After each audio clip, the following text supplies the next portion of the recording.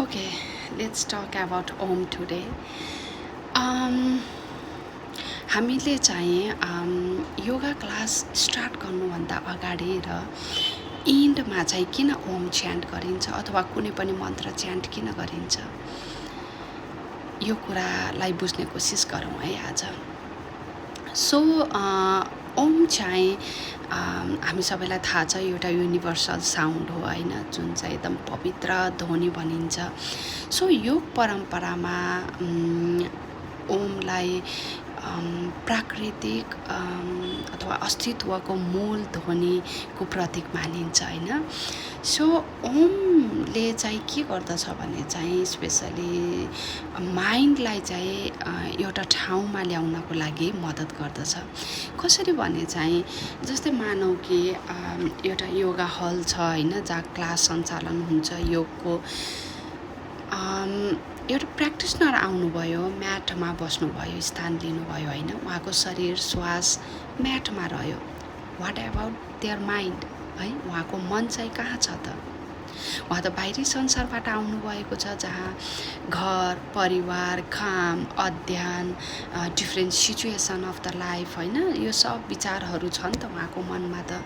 So उहाँ चाहिँ के गर्नुहुन्छ भने त्यही भारी मनको साथ नै म्याटमा आउनुहुन्छ प्र्याक्टिस गर्नको लागि। अब त्यो एक्जस्टेड मनको सहित माइन्डको सहित त हामीले प्र्याक्टिस गर्न सक्दैनौँ, because we are there for healing our self हैन। एउटा उपचारको लागि आउनुभएको छ अथवा आफूलाई हिल गर्नको लागि आउनुभएको छ हैन। सो उहाँको जुन फ्लक्चुएट माइन्ड छ त्यो माइन्डलाई त एउटा अलाइनमा ल्याउन जरुरी छ।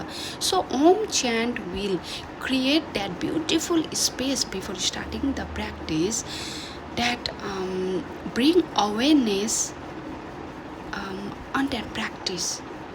That practice will become more mindful through that awareness of the mind.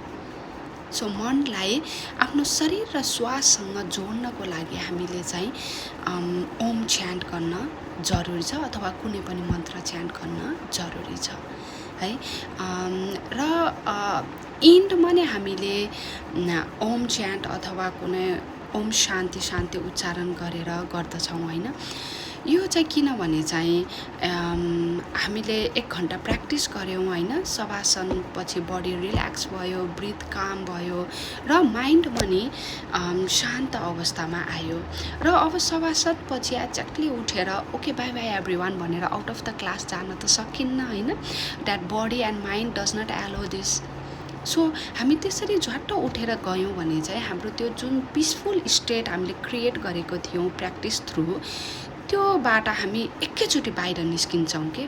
त्यसैले अन्तिममा ओम च्यान्ट गर्दाखेरि चाहिँ हामीलाई त्यो शान्त अवस्थालाई एक्नोलेज गर्न सक्दछौँ र कन्सियसली त्यो प्र्याक्टिसलाई क्लोज गर्नलाई मद्दत पुग्दछ through Om chant. So we close with Om to honor the practice and feel the moment of stillness.